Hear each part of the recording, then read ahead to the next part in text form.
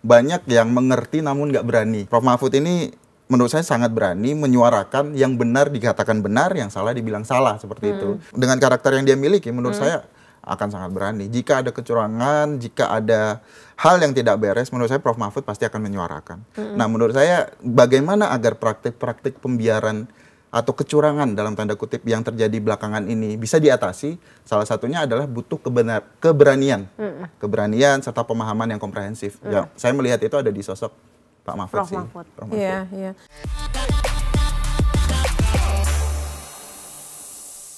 Assalamualaikum warahmatullahi wabarakatuh. Bertemu kita lagi di acara Jurnal bersama Kali aku ini ya. Hari ada ini Piet, ada terus- Mbak Zeni juga. Oke. Dan tentunya kita punya narasumber ya Mbak. Oh iya. Narasumber masih Karena kalau muda, itu duduk enak. bersebelahan itu kita pasti punya Sumber. Kalau nggak bersebelahan nggak ada narasumber. Ada. Itu ambiar nanti. Ambiar gitu. Lo sibuk banget, Piet? Sibuk banget Mbak, aduh pokoknya aku sama teman-teman Jurkam ini keliling ini apa namanya Indonesia ya kan. Oh, Indonesia. Padahal lo Pulau Jawa doang. Nah, apa, Piet? Naik HS Mbak, pokoknya buat teman-teman yang ngelihat mobil HS ada satset Ganjar Mahfud itu bus kita. Kalau mau minta kaos APK ketok aja pintunya. Jangan minta duit. Jangan minta duit, nggak boleh, dosa. Iya, karena dia juga nggak Nggak ada duit. Terus udah pijet. Udah Mbak, udah pijet Mbak, enak banget ya pokoknya. Ya ampun. Pokoknya mantep semua. Itu artinya kita totalitas Mbak. Mbak Zeni juga totalitas ya kan, dipencalekan. Kemarin denger-denger juga capek banget ya, Capek. turun terus. Satu hari bisa 3 lokasi. Curiga Tapi jadi dewan. Amin. Kobul. Kabul. Jadi dewan gue rasa. Tapi lu udah fresh lagi lah ya. Udah makanya fresh lagi. kita di sini. Terus kita punya narsum siapa nih? Narasumbernya kali ini usianya 25 tahun, terus juga masih muda ganteng. Dan dia ini satu alma mater sama Mas GP dan juga sama Prof. Mahfud Mbak. UGM dong. Bidangnya juga sama, anak hukum. UGM. Keren. Langsung aja ya.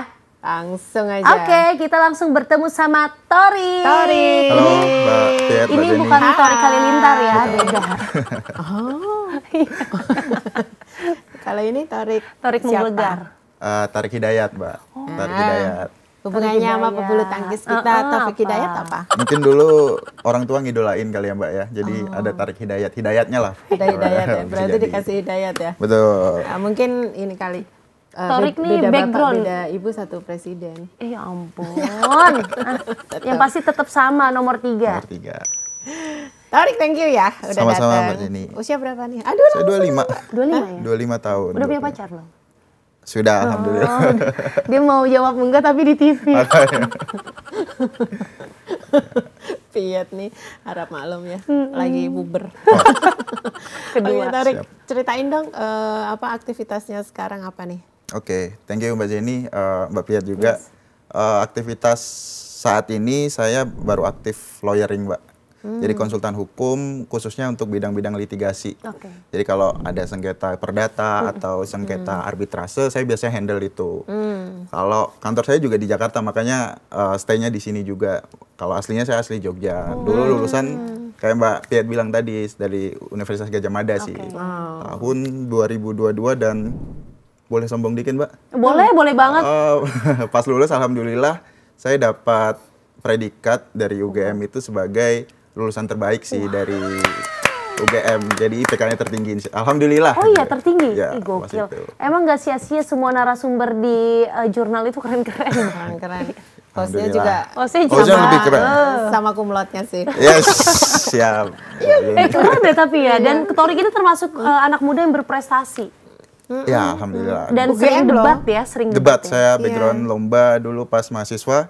Seringnya debat sama pernah sekali ikut perancangan undang-undang dasar sih Mbak di MPR dulu. Wow. Jadi ya tapi Berat. majority ya debat sih untuk Terus debat ketiga datang, cocok banget. Tanggal 7 itu debat tentang pertahanan, keamanan, hubungan internasional sama geopolitik, Mbak.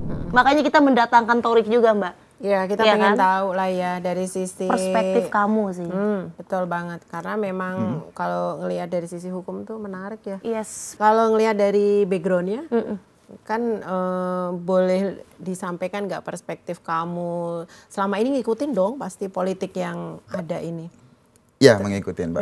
Mengikutin. Karena kalau saya sendiri kan dari hukum, kemudian kalau pemilu, kemudian ketatanegaraan juga nggak bisa dilepasin dari hukum. Apapun kegiatan kita, aktivitas kita pasti diatur dengan hukum. Termasuk dengan kontestasi 2024 ini, alhamdulillah saya dari bahkan sebelum pencalonan sampai debat pertama, debat kedua masih ngikutin sih, Mbak. Insya Allah saya akan ikutin terus. Ya.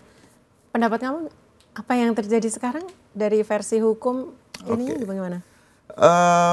Ada banyak peristiwa ya, Mbak ya, peristiwa hukum itu sendiri. Cuman kalau saya beberapa kali atau beberapa bisa nyuplik terkait aspek hukum dalam pemilu ini, yang menurut saya agak gimana ya, Mbak ya, kayak pas misal proses pencalonan kita tahu bahwa ada banyak sekali huru hara lah, Mbak, huru hara mulai dari ya pencalonan salah satu calon yang kita tahu ada putusan MK, kemudian ada putusan Mahkamah Kehormatan, yang mana dari MK sendiri menyatakan ada pelanggaran etik. Namun putusan MK di beberapa pihak mendalilkan bahwa etik ini nggak bisa membatalkan nih dari hukum itu sendiri. Padahal kalau kita lihat bahwa hukum itu dilahirkan ya dari etik, di atas hukum itu ada etik. Itu mulai dari proses pencalonan, bahkan yang mungkin isu-isu hukum terkait pemilu terakhir yang saya lihat ada beberapa ketidaktegasan itu ya terkait misal ada pelanggaran-pelanggaran, ada yang dipanggil Bawaslu namun tidak hadir dan sebagainya. Menurut saya diperbolehkan ya, nggak masalah ya. Betul. Iya, benar. Itu dia Aneh yang ya? jadi problem lah, Mbak. Benar. Enak banget jadi kayak suka-suka negara ini sebenarnya punya siapa sih? Iya, punya bapak. Nah, betul. Gitu sih. Loh. Aku juga maksudnya kalau saya pribadi karena di perekonomian ya. Hukum itu awam gitu ya. Kalau ngelihat itu wah, dipanggil gak datang. Kemudian kayak istilahnya gini loh, sesuatu yang sebenarnya tidak benar tapi dibenarkan apa diperbolehkan gitu. Iya, betul. Udah sejauh itu gitu loh. Berarti ada kekhawatiran nggak sih, Mbak, ketika lembaga negara tertinggi ini pun juga secara tidak langsung ini tidak adil. Ini berbahaya loh nanti untuk kedepannya. Benar nggak sih, Rik? Dari pandangan kamu sebagai anak muda di dunia hukum ini seperti apa, Rik? Mungkin kalau dari pandangan anak muda ya, yang mana kita dididik untuk masih kritis dan sebagainya. Kalau kita lihat sih, ini sangat, menurut saya ya sangat berbahaya. Kenapa?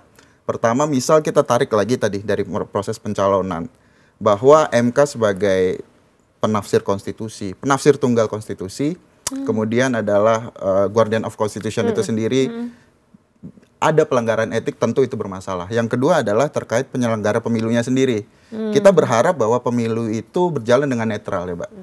Namun dalam praktek pelaksanaannya, mulai dari ketika pas pelaksanaan debat, kemudian pemilihan tema debat, hingga adanya laporan-laporan pelanggaran, kita lihat ada ketidaktegasan dari para penyelenggara. Nah, ini yang menurut saya perlu dikoreksi sih, Mbak. Dikoreksi karena kenetralan itu sebagai kunci utama melahirkan pemilu yang bersih. Pemilu yang bersih akan melahirkan pemimpin yang legitimate.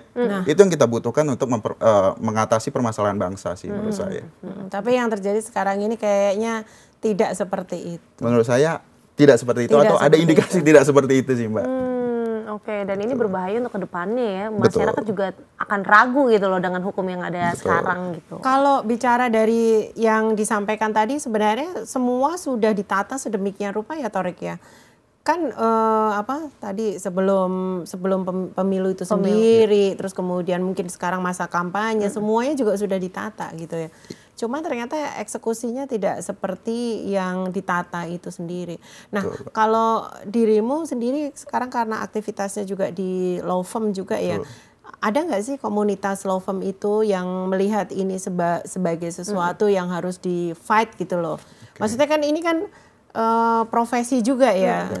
Ya kita tahu lah MK kemarin tuh gimana ya, tapi udah terjadi. Apa sih yang bisa dilakukan gitu? Aku tuh gemesnya di situ. Agar tidak terulang lagi. Iya, apa sih gitu? Itu gimana tuh, Thorik? Kalau di dunia law firm, khususnya untuk lawyer-lawyer memang bisa dibilang terpisah-pisah ya, Mbak ya. Dalam artian ada yang ya mendukung beberapa calon juga ada. Jadi tidak ada satu wadah tunggal apa yang untuk melakukan sesuatu tidak ada. Cuman beberapa misal yang melihat ini sebagai satu permasalahan, juga ada yang misal mengajukan ke laporan MK kemarin juga ada beberapa dari pihak lawyer dan sebagainya. Cuman ya sekali lagi tidak diproses. Kayak diproses sih Mbak yang kemarin di putusan MK itu. Cuman ya yang sekarang adalah kesadaran aja sih Mbak dari masing-masing. Misal saya sebagai lawyer, sebagai konsultan hukum dalam hal ini, ya saya melihat dengan beberapa teman juga mempermasalahkan hal ini. Mungkin juga dengan melakukan pelaporan dan sebagainya sih Mbak. Ada action itu ya? Akan ada sebenarnya. Akan ada sebenarnya. Dan itu hak semua orang sebenarnya ya? Betul, bukan hanya yang di bidang hukum. Lawyer atau apa ya? Yang terpanggil aja sih Mbak. Itu. Atau yang punya nyali sebenarnya. Lebih tepatnya sih sekarang seperti itu Bisa sih. jadi. Benar nggak? Ya karena akan berpengaruh ke depannya ya. Iya, Jadi pasti. ingat ya isu yang sekarang yang ada yang meninggal Mbak. Karena Iya, di penindasan Boyolali itu ya. di Boyolali. Boyolali Itu itu menurut kalian seperti apa ini? Iya, Agak iya. menyeramkan ya saat ini. kalau nggak salah kemarin juga ada ini ya advokat yang bersuara ya untuk keberatan itu terjadi itu. Iya. Karena udah meninggal ya, benar-benar meninggal kan? Benar-benar meninggal. Udah dapet korban. Ya itu menjadi problem sih Mbak. Kalau hanya dengan kontestasi pemilihan seperti ini menggunakan cara-cara kekerasan itu menurut saya sudah terlalu melewati batas dan tidak ada esensinya gitu loh Mbak. Ya semoga lah misal dari TNI ada yang terlibat juga bisa ditindak, iya. kemudian pokoknya ditindak seadil-adilnya dan sebenar-benarnya gitu. Sebenar-benarnya nggak Sesuai ada. undang-undang lah. Iya. Sesuai Pak undang-undang. Ganjar kalau nggak salah juga ada telepon langsung ke Panglima berkaitan dengan kabar tersebut. Oke. Karena itu sesuatu yang mencederai semua inilah ya, ibaratnya kan namanya militer apalagi TNI itu sebenarnya kan miliknya rakyat gitu.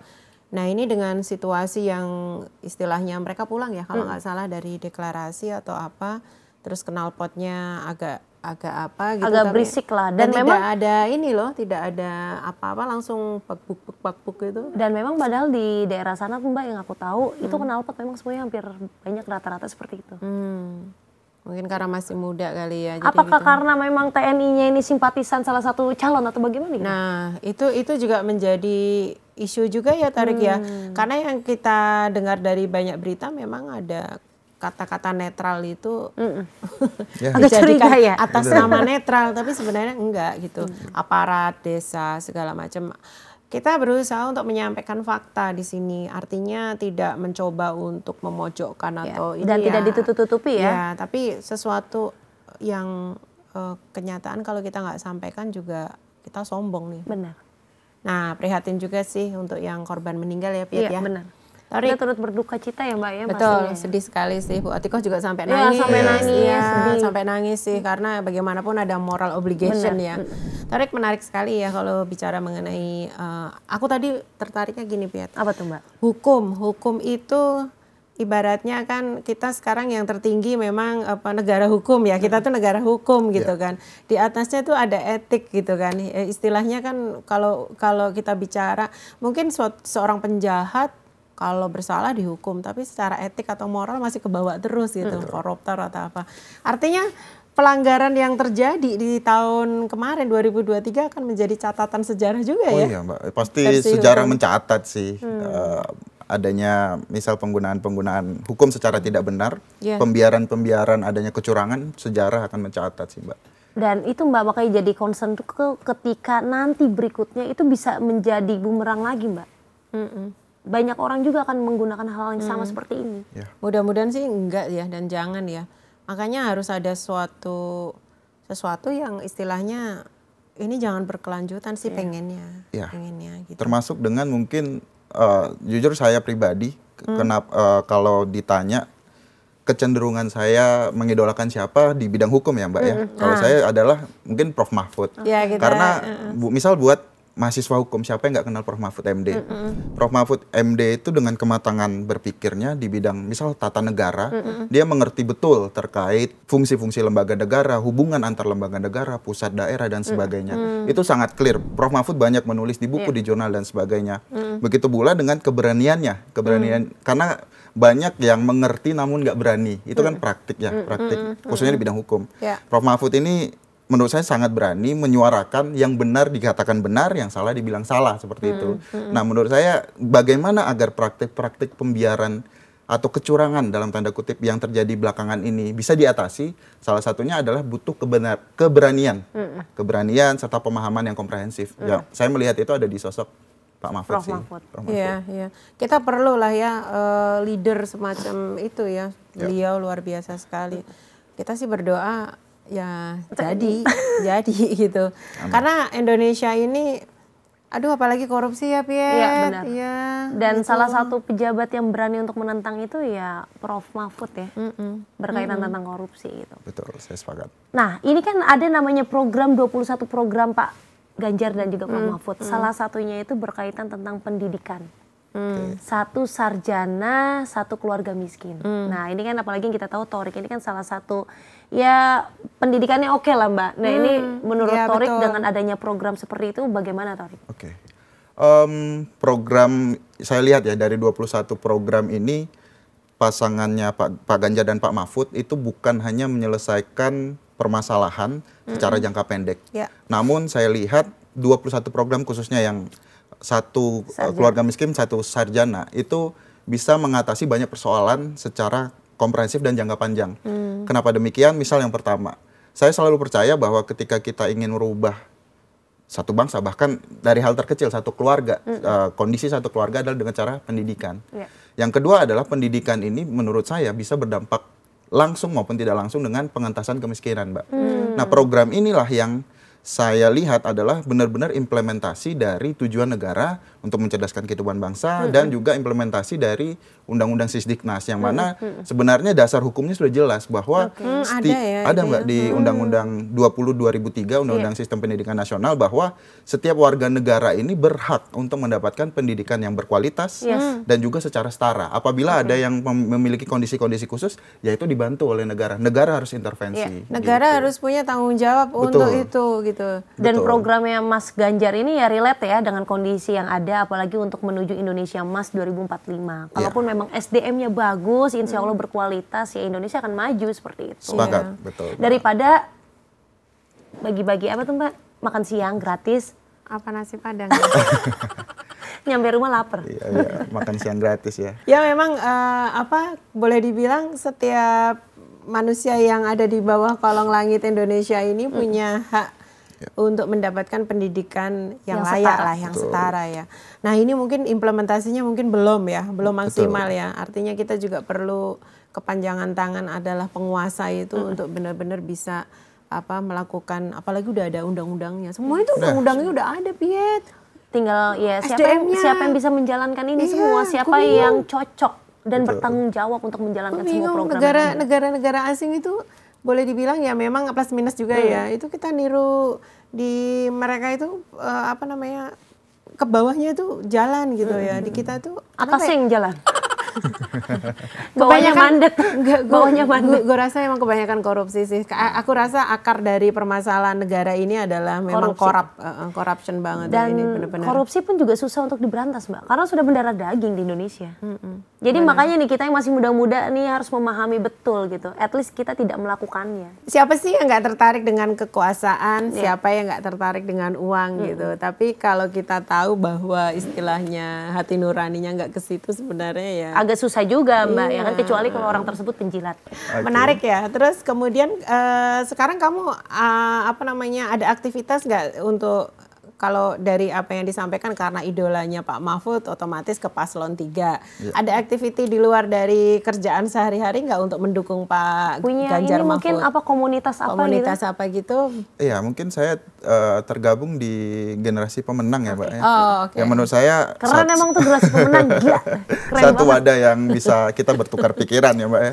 Bertukar gagasan, kemudian misal kita nobar debat, jadi di situ kita juga berdialektika gitu loh. Jalan juga dialektikanya. Oh, misal pasangan ini kok terlalu retoris, kemudian pasangan lainnya kebanyakan gemoy-gemoy aja tapi nggak ada gagasannya. Baik, kita berdialektika di situ, seperti itu sih. Sebenarnya gini, Piet, karena kita di circle yang selalu bicara politik, apa yang terjadi mungkin udah common.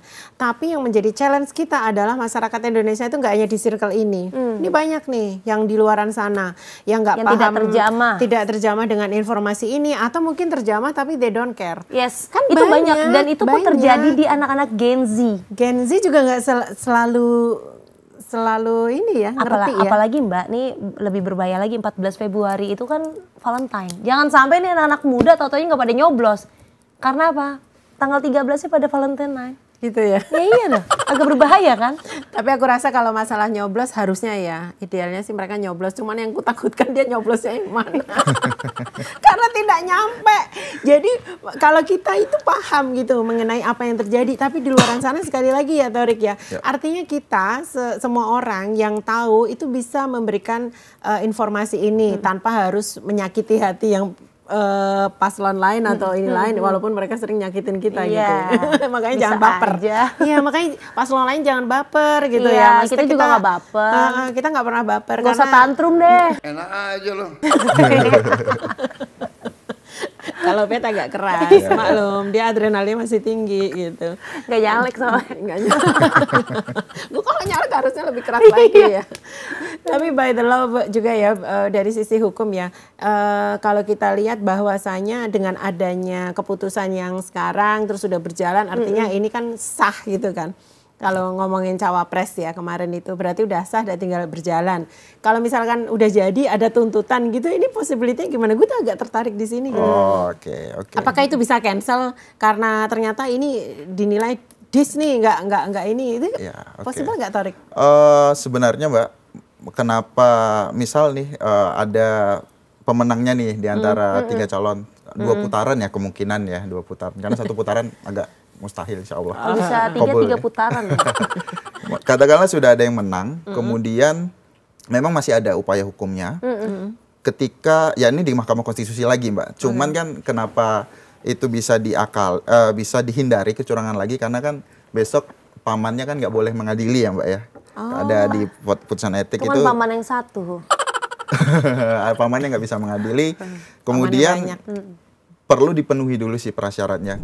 Perlu kita ingat di pasal 24C Undang-Undang Dasar itu kewenangan Mahkamah Konstitusi itu adalah terkait hasil pemilihan umum. Jadi perlu ada kemudian di Undang-Undang Mahkamah Konstitusi juga diatur bahwa harus adanya kecurangan yang bersifat terstruktur, sistematif dan masif. 2019 sempat dibahas sih banyak itu di sidang MK juga. Nah, ketika memang ada kecurangan yang bersifat terstruktur, sistematis dan masif atau TSM, ketika ada kecurangan TSM memang salah satu argumen yang menurut saya bisa dibangun adalah mulai dari tahap pencalonan hingga pemungutan. Itu bisa menjadi satu fakta hukum yang dirangkai menjadi satu sebagai TSM sehingga mempengaruhi hasilnya, Mbak. Seperti itu sih itu konstruksi harus hukumnya. mengumpulkan banyak bukti ya. Betul. Kalau 2019 kan ada berapa truk gitu kan yang isinya dokumen. Tapi tetap aja menang. Udah berjalan ya. Terus kamu dengar nggak mengenai bahwa di negara lain itu udah punya kertas suara loh. Iya. Taipei ya Mbak ya salah satunya. Iya benar, salah kirim ya. Salah dia teledor apa-apa, tapi di Vietnam juga ada yang bilang dia udah terima. Terus kemudian yang kemarin itu di mana sih? Di satunya tuh. Di Taipei ada juga. Nah, gitu. Terus yang ketahuan lagi di Vietnam juga iya gitu. Maksud saya kalau itu pengiriman pakai mungkin ya. Aduh, sensor ya. Mungkin tanggalnya dia beda kali ya Mbak ya. Tahun lalu. Udah langsung kirim. Itu bisa menjadi ini kalau misal bisa ya. Bisa didalilkan juga. Nah, Torik, menariknya gini. Kita punya cawapres ahli tata negara. Sebenarnya beliau tahu betul lah ya apa yang terjadi sekarang ini. Possible nggak sih beliau mengungkap itu nanti suatu saat itu untuk itu? Oke, menurut saya dengan karakter dari Pak Mahfud yang ya pokoknya tastes lah atau berani tastes pokoknya Pak Mahfud itu dengan karakter yang dia miliki menurut saya akan sangat berani. Jika ada kecurangan, jika ada hal yang tidak beres, menurut saya Prof Mahfud pasti akan menyuarakan. Karena kita jelas lah, kita bicara track record aja nggak sih Mbak, dari Pak Mahfud maupun Pak Ganjar juga menurut saya adalah contoh yang pemimpin yang tegas, yang cepat, gerak cepat dan sebagainya sih. Betul. Tapi Pak Mahfud nggak mungkin bisa sendiri ya. Nah itu butuh orang-orang seperti Torik nih, dan rekan-rekan semua yang masih muda gitu untuk mensuarakan yang benar. Ya butuh orang-orang yang punya banyak nurani, keberanian dan bukan hanya ditransfer langsung ditransfer. Ya civil society Curiga jalan. hilang, gitu. Mbak. Curiga hilang gitu. Enggak lah, Gitu, insya Allah enggak, lah. enggak, soalnya mau kemana ya? Iya, mau kemana juga gitu. Ya artinya gini, semua paslon udah pasti ada tim gitu ya. Cuman kita melihat bahwasanya karena kadang-kadang kita percaya Pak Ganjar mampu atau Mbak pesan aja sama timnya bahwa jangan sampai di comfort zone gitu. Yes. Karena bagaimanapun debat itu sebenarnya tidak menentukan untuk pemilihan. Dia itu menilai bagaimana, yaitu aku pernah Calonnya. autentiknya calon itu gitu. Dan sometimes ya ringan aja juga mungkin gitu. Kalau terlalu serius juga kayaknya gimana Iya ya. benar, agak Kayak mengkhawatirkan ya kalau iya, serius. kemarin agak serius juga loh cawapres. Iya, memang seperti itu kondisinya, Mbak. Tapi kan penontonnya riang gembira, ramai kan? Ada yang sampai narik-narik itu segala ya. Oh iya, itu menarik ya, Mbak ya? Narik itu. Enggak, kompor itu lagi bisik-bisik. Iya makanya aku kan Coba, kalau Mbak. bisik-bisik aku kan enggak. Jangan baper gitu ya. Jangan tantrum. Jangan tantrum. Tarik, thank you so much ya. Mbak. Ya atas apa namanya Kedatangannya, sharing hari ini. Hukum sebenarnya kalau bisa dilaksanakan oleh orang yang benar, pastinya semuanya akan berjalan dengan baik gitu. Kata-kata baik itu sebenarnya nggak cukup, baik dan benar kan gitu. Nah, kalau bicara di atas hukum ada etik ya. Etik itu datang dari sini sebenarnya. Dari hati. Nggak bisa bohongin nurani segala macam. Kan harusnya kadang gitu. Kita udah tahu itu salah, nggak usah teriak ya. Hatinya kan yang bilang, tapi ya bagaimana lagi? Karena kita menghadapi sesuatu yang Rumit, besar. sulit dan besar. Iya, tapi Dan bukan pastinya berarti- butuh keberanian ya. Butuh keberanian, butuh confident level yang tinggi, butuh kita percaya bahwa pilihan kita ini adalah calon pemimpin-pemimpin yang memang pas untuk negara kita ini. Gitu ya. Cari pemimpin yang lebih baik daripada yang baik, ya kan, Mbak? Yang terbaik daripada yang nggak baik. Iya. Dan juga aku mau ngingetin sih, Mbak. Aku kadang suka khawatir, Mbak, nih sama teman-teman muda. Apa tuh? 14 Februari jangan lupa nyoblos nomor 3. Itu aja. Kalau dari aku, Mbak. Hari kasih sayang. Hari kasih cobloslah. sayang, kalau sayang sama Mas Ganjar, Prof Mahfud nih, ibu-ibu nih. Jadi kalau sayang sama Pak Ganjar kan, coblosnya nomor 3.